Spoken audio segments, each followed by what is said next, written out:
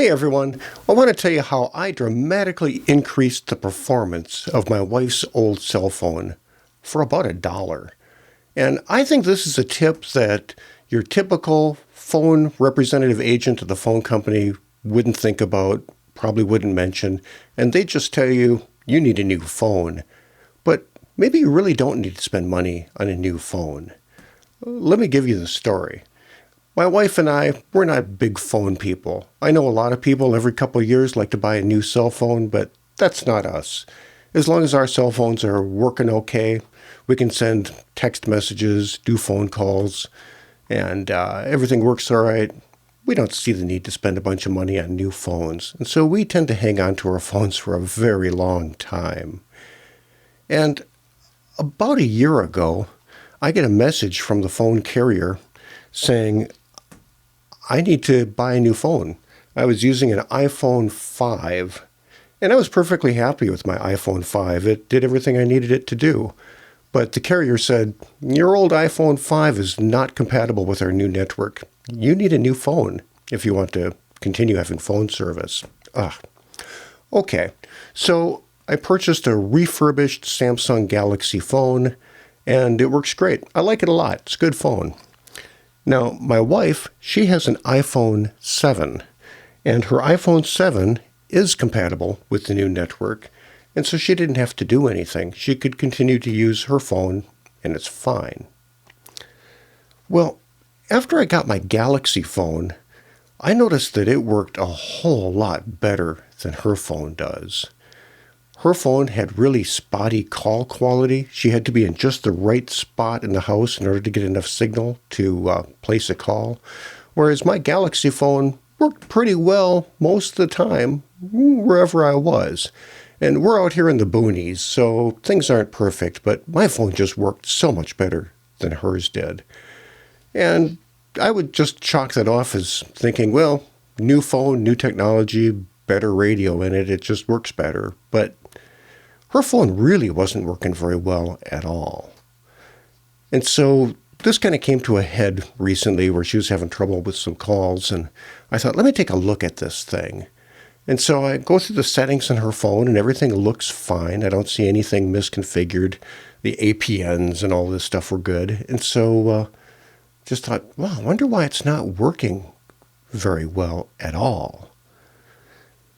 So I started looking into this a bit, and the reason why the phone carrier demanded that I get rid of my old iPhone 5 was because the iPhone 5 does not support voice over LTE. The LTE data network is now being used to carry the voice calls as well, so you do voice over LTE, and the old iPhone 5 just doesn't have that functionality built into it. Need a new phone. But the iPhone 7 does do voice over LTE, so it should be just fine. As I start digging into voice over LTE technology a bit more and trying to learn all about that, I discovered that voice over LTE came into being somewhere around 2017, 2018. And in order for VoLTE to work, the SIM card in the phone has to be provisioned for VoLTE. And that's something that the phone carrier can do remotely, so no big deal. However, the really early version SIM cards just did not include that functionality at all. And that got me thinking that I think we purchased her phone sometime before 2018.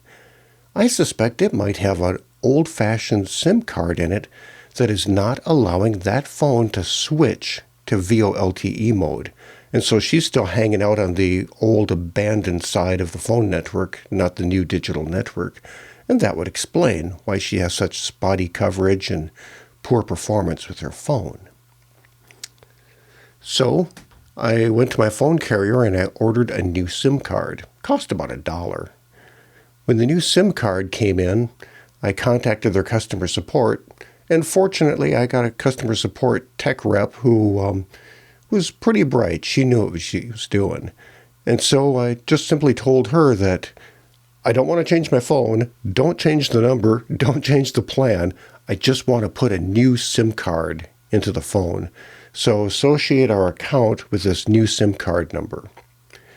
And that was surprisingly non-painful.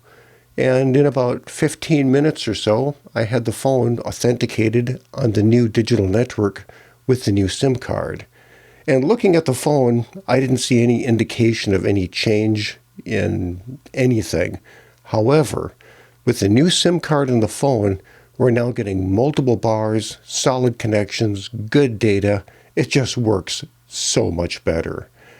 And so that's a tip for you. If you're using an older phone that has a SIM card in it that might be older than about 2018, and you're getting spotty coverage and poor connectivity, maybe you don't need a new phone, you just need a new SIM card.